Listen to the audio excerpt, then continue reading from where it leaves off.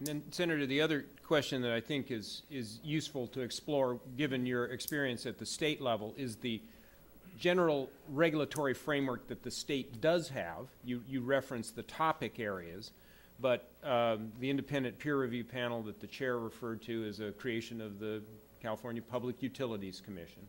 And one of the issues that we have been exploring is the question of independence of review of the information. Whatever information is to be brought forward to address the extremely important issues that we have before us on this.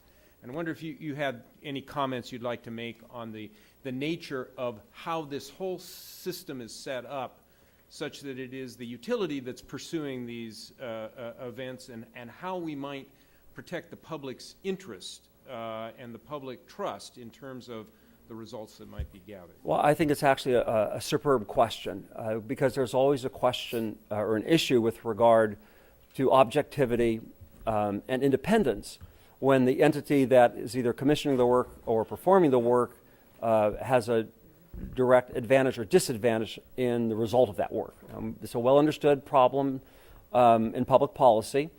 These issues oftentimes are so complex, especially from an engineering perspective, that the utility may be the only party with sufficient expertise to do the work well, and the regulator serves in a capacity to oversee the work and confirm or disallow the analysis.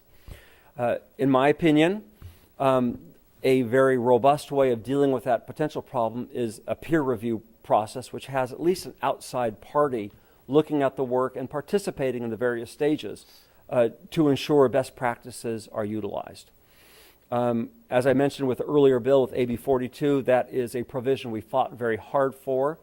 And ultimately, even though the bill did not survive, the peer review process did and was incorporated by the PUC. We found funding for all the various state agencies to participate, and it has been implemented. Having said that, it's been disappointing to see, however, that the PUC has not properly empowered the peer review panel to essentially have a more direct role in helping guide the work that's going to be done. A recent letter by Mike Peavy, for example, the chair of the PUC, found that the utility could rather dismissively disregard input or feedback from the peer review panel and not even require a written explanation for why the peer review panel's advice should be disregarded. And frankly, he misrepresented the position of the peer review panel on at least one item there. So in theory, a peer review panel is a very well-established and understood way to deal with these sorts of issues in a manner that makes sure that you have more fair treatment in a way that, as I described in my earlier example 30 years ago, we weren't enjoying, at least at this level.